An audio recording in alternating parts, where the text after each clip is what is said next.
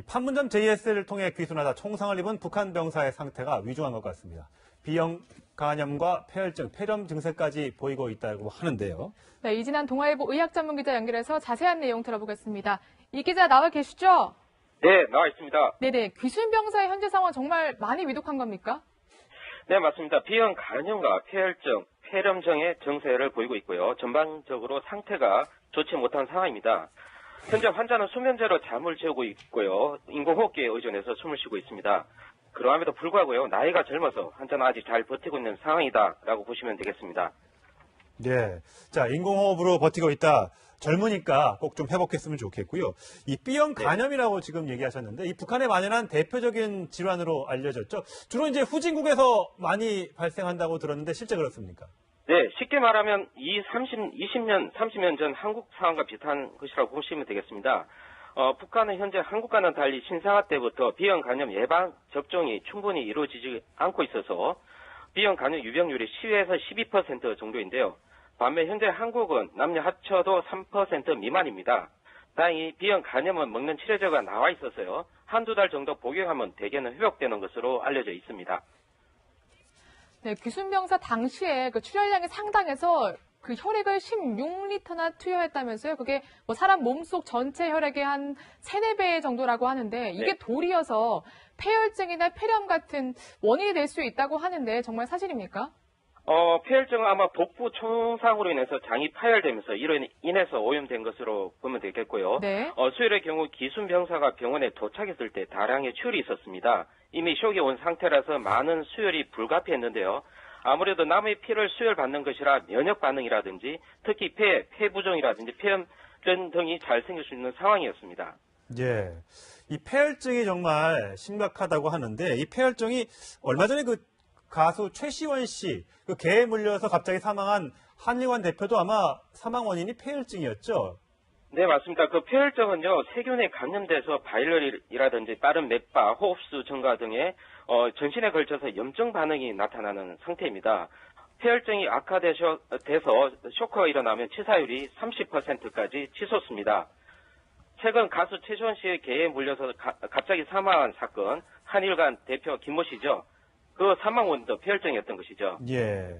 지금 계속해서 진료진이 정말 수술을 열심히 하고 있고 치료도 열심히 하고 있는데 이 치료 도중에 새로운 합병증 가능성 없습니까? 다발성 외상을 입었기 때문에 충분히 합병증 가능성이 여전히 남아 있습니다. 간 네. 또는 신장 등의 내부 장기의 손상의 가능성도 남아 있고요. 폐렴과 폐혈증은 현재도 계속 되고 있는 상황이라서 이 또한 1-2주 정도는 지켜봐야 될 상황입니다. 이제 겨우 2부 능선을 넘긴 것이라고 보시면 되겠습니다. 네. 네. 2부 능선 넘겼지만 꼭 좀 목숨을 좀 네. 구했으면 좋겠습니다. 오늘 말씀 잘 들었습니다. 네, 감사합니다. 고맙습니다. 네, 지금까지 동아일보 이진한 의학전문 기자였습니다. 자, 관련된 내용을 좀 얘기를 해봐야 되겠습니다. 자, 그동안 우리가 알고 있지 못했던 미처 생각하지 못했던 일이 지금 군대 내에서 벌어진 것 같습니다. 자, DMZ에 근무하던 부대장이 포복으로 기어 들어가서 그 북한군 병사를 구해 나왔다는 그 미담이 알려져서 굉장히 이제 화제가 됐지 않습니까? 그 말이 사실이 아닐 수 있다는 지금 주장이 제기됐습니다. 아직 뭐 정확하게 확인된 건 아니고요. 네. 군 내부에서 이제 흘러나오는 얘기가 지금 방금 전에 말씀하셨던 것처럼 북한 병사를 구할 때 대대장이 직접 나가서 부사관 2명하고 함께 포복을 한 다음에 셋이서 예, 셋이서 이렇게 누워있는 자세처럼 이렇게 끌고 나올 예. 이런 상황이었다고 인터뷰를 얘기를 차마 했거든요. 아이들을 보낼 수 없어서 직접 갔다고 했단 네. 말이죠. 그 일종의 이제 영웅담 같은 게 만들어졌는데 네. 알고 봤더니 이제 TOD 영상을 지금 다 공개하지 않고 있어서 그런데 네. TOD 영상을 보니까 대대장의 모습은 보이지 않고 부사관 2명의 모습만 보이더라. 이제 이런 얘기가 나오고 있는 거죠. 예. 그러니까 이 DMZ 그러니까 JSA 안에서 일종의 이제 북한 병사가 내려올 때 우리 병사들이 얼마나 적절하게 대응을 했고 얼마나 헌신적으로 구조를 했는지에 대해서 구출을 했는지에 대해서 나름 이제 영웅담을 만들려고 했던 것 아니냐라고 하는 의혹의 시선이 생겨난 거죠. 예. 근데 그것 때문에 이른바 이제 사람들 사이에서 뭔가 문제만 생기면은 영웅 만들기에 그 혈안이 되고 그렇지 않고 실제로 대응은 엉망이었던 것 아니냐라고 하는 비판과 우려의 목소리가 나오는 것 같습니다. 예.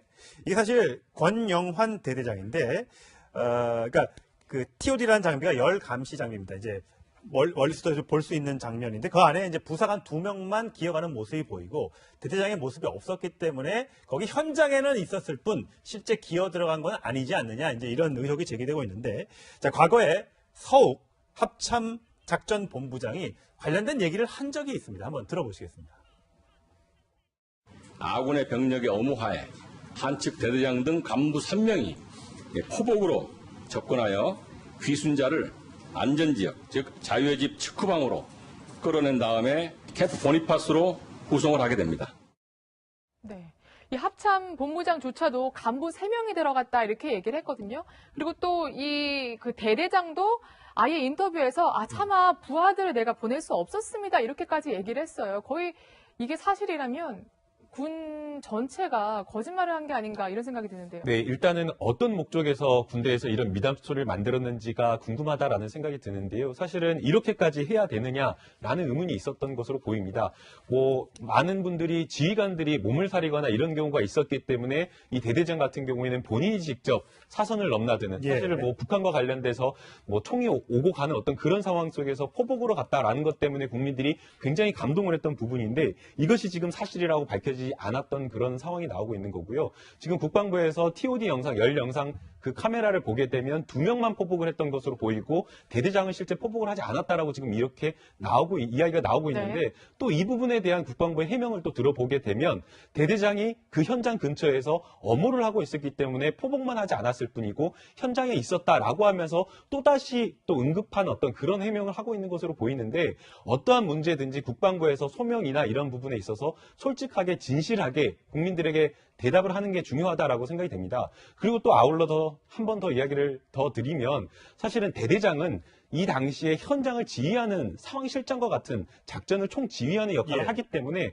어떻게 보면 실제로는 이 대대장이 낮은 포봉으로 거기 현장을 가는 것이 더 부적절할 수도 있습니다. 그럼에도 불구하고 이 부분을 꼭 굳이 현장까지 가서 포복을 해서 그렇게까지 구해냈다라고 하는 이런 부분을 이야기를 했어야 되는가라는 어떤 그런 부분도 좀 고민을 해볼 필요는 있다고 생각합니다.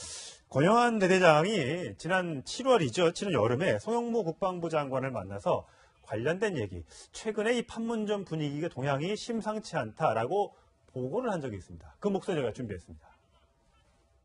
최근 들어 적군이 저 지점에 경계 시설물 보수 활동 굉장히 많이 하고 있습니다. 그 이유는 사단과 군단 정보체 판단은 아무래도 적 기순자에 대한 활동이지 않나. 그래서 대대는 기순자 유도 절차에 대한 대비 태세도 갖추고 있습니다. 저게 귀순자 대비 태세도 갖추고 있다라고 지난 7월에 보고를 했습니다만 이번에 나온 것이 물론 잘했다 못했다 아직까지는 의견이 좀 엇갈립니다. 좀 더 자세하게 파악을 해봐야겠습니다만 지금 오늘 미담 사례를 만약에 조작했다면 그것도 문제가 될 것이고 제대로 못해서 남쪽에 나무에 총알이 밝히고 넘어왔던 그 북한 병사가 넘어와서 사격을 가했던 이 장면도 지금 논란이 돼서 부실 대응 논란이 일고 있는 거잖아요. 지난 7월부터 저렇게 철저하게 준비를 하고 분위기가 감지됐었다면 이번 같은 일은 혹시 좀 미연에 방지했거나 아니면 그 병사를 좀 무사하게 구출해 줄 수 있지 않았을까라는 생각이 좀 드는데. 근데 저는 이제 긴급한 상황이 벌어졌을 때 그때 우리가 교범대로만 할 수는 없지 않겠는가 하는 기본적인 생각을 갖고 있습니다. 왜냐하면 우리가 그런 상황이 벌어질 거라고 하는 예측은 하기가 쉽지가 않잖아요. 그걸 교범대로만 하기는 어려웠을 거기 때문에 대대장이 직접 출동하는 일이 벌어졌을 수는 있다고 생각하는데요. 다만 우리가 이제 일선 부대에서도 마찬가지지만 5분 대기조도 만들고 기동 사격대도 만들고 이러는 것은 즉시 상황이 발생했을 때 어떻게 대처해야 될 것인지 항상 비상대기를 하고 있는 상황이거든요. 만약에 JSA에서 북한에서 누군가가 내려오고 총탄이 난무하는 상황이 발생했다고 하면 대대장이 먼저 가기 이전에 매뉴얼대로 먼저 그걸 대처하는 병사들이 먼저 가서 대처를 할 수 있도록 하는 게 그게 원래 맞는 순서겠죠. 근데 그렇지 않은 상황이 왜 벌어졌는가 이것도 좀 필요할 것 같고요. 얘기를. 그리고 그 다음에 대대장이 설사 현장에 가가지고 직접 그 상황을 지휘해야 되는 상황까지 벌어졌다 하더라도 그렇더라도 이 포복까지 해가지고 대대장이 그걸 구했다고 설명하기보다는 그 과정에서 어떻게 병사들이 대처를 했는지를 먼저 얘기하고 대대장이 오히려 그 상황을 적절하게 통제하고 지휘했다고 얘기하는 게 맞는데 대제사장이 직접 가가지고 다 구한 것처럼 얘기하는 것은 애초부터 조금 설명 자체가 좀 잘못된 것이 아니었나 하는 생각이 듭니다. 네. 맞습니다. 그 귀순병사에게 기생충이 뭐 수천만이 나왔다고 제가 깜짝 놀랐잖아요. 근데 이 일을 공개한 이국정 교수에게 왜 수술이나 하지, 왜 그런 걸 환자 정보를 공개하냐 이런 비판까지 나오고 있어서 이 교수가 굉장히 착잡해한다는 소리를 들었거든요. 네, 환자의 정보라고 하는 것은 사실은 민감 정보에 해당됩니다. 그렇기 때문에 의료상에서 치료 목적으로 뭔가 개인과 관련된 여러 가지 정보를 취득한다고 하더라도 의사가 이를 공개할 수 없도록 되어 있습니다. 네. 만약 이것을 공개한다라고 한다면 의료법 위반에 해당된다고 봐야 될 것인데요. 다만 이번과 같은 경우에는 워낙 중대 사항이고 국민의 어떤 알 권리 차원에서 일부분 공개는 할 수 있다라고 하지만 그 공개 범위를 어디까지 할 것이냐 그 부분이 굉장히 중요했던 문제라고 보입니다. 사실 이 부분과 관련해서 이국종 교수가 국민들에게 소상히 여러 가지 사안을 알린 것 자체는 매우 잘했다라고 평가가 네. 되지만 그러나 이 부분과 관련해서 너무나 세상하게 그 수술 장면이라든지 아니면 기생충이라든지 아니면 인분과 관련된 조금 어떻게 보면 환자와 관련된 민감한 정보를 여과 없이 국민들에게 너무나 많이 공개를 했기 때문에 아마 이 부분에 대해서 의사라든지 또 전문가라든지 아니면 또 같은 수술을 받았던 외과 수술을 받았던 환자 입장에서는 나의 어떤 정보가 이렇게 공개된다라고 했을 때 어떤 문제가 있겠느냐라는 그런 고민에 있어서 한편으로는 이국종 교수에 대해서 지지를 또 하고 있지만 또 한편으로는 이 부분에 대한 것은 아마 비판을 또 보내고 있는 것으로 보입니다. 참 어렵습니다. 국민들은 알고 싶어하고 또 교수에게 물어보니까 한 번에 브리핑을 해야 하고 하지만 또 이런 반대쪽에서 개인정보 유출이라는 또 문제도 있기 때문에 참 어려운 일인 것 같습니다. 일단 중요한 건요. 일단 병사를 좀 살리고 보는 일이 아닌가 싶습니다. 자, 두 분 말씀 잘 들었습니다. 잠을 재우고 있고요. 인공호흡기에 의존해서 숨을 쉬고 있습니다. 그러함에도 불구하고요. 나이가 젊어서 환자는 아직 잘 버티고 있는 상황이다라고 보시면 되겠습니다. 네. 자, 인공호흡으로 버티고 있다. 젊으니까 꼭 좀 회복했으면 좋겠고요. 이 B형 간염이라고 지금 얘기하셨는데 이 북한에 만연한 대표적인 질환으로 알려졌죠. 주로 이제 후진국에서 많이 발생한다고 들었는데 실제 그렇습니까? 네, 쉽게 말하면 20년, 30년 전 한국 상황과 비슷한 것이라고 보시면 되겠습니다. 등이 잘 생길 수 있는 상황이었습니다. 예. 이 폐혈증이 정말 심각하다고 하는데 이 폐혈증이 얼마 전에 그 가수 최시원 씨 그 개에 물려서 갑자기 사망한 한일관 대표도 아마 사망 원인이 폐혈증이었죠. 네, 맞습니다. 그 폐혈증은요, 세균에 감염돼서 바이럴이라든지 빠른 맥박, 호흡수 증가 등의 전신에 걸쳐서 염증 반응이 나타나는 상태입니다. 폐혈증이 악화돼서 쇼크. 이 판문점 JS를 통해 귀순하다 총상을 입은 북한 병사의 상태가 위중한 것 같습니다. B형 간염과 폐혈증, 폐렴 증세까지 보이고 있다고 하는데요. 네, 이진한 동아일보 의학 전문 기자 연결해서 자세한 내용 들어보겠습니다. 이 기자 나와 계시죠? 네, 나와 있습니다. 네네, 귀순병사의 현재 상황 정말 많이 위독한 겁니까? 네, 맞습니다. B형 간염과 폐혈증, 폐렴증의 증세를 보이고 있고요. 전반적으로 상태가 좋지 못한 상황입니다. 현재 환자는 수면제로 북한은 현재 한국과는 달리 신사가 때부터 B형 간염 예방 접종이 충분히 이루어지지 않고 있어서 B형 간염 유병률이 10에서 12% 정도인데요. 반면 현재 한국은 남녀 합쳐도 3% 미만입니다. 다행히 B형 간염은 먹는 치료제가 나와 있어서요. 한두 달 정도 복용하면 대개는 회복되는 것으로 알려져 있습니다.